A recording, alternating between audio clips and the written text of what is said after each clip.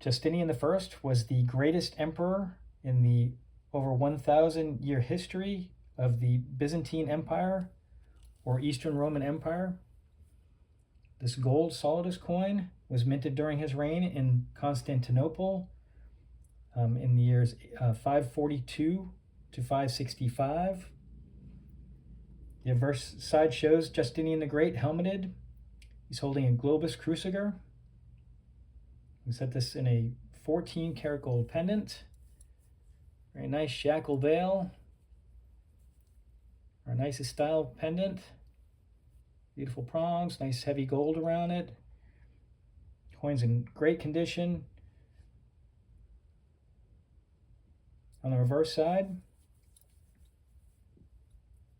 you can see an angel holding a globus cruciger and a long staff.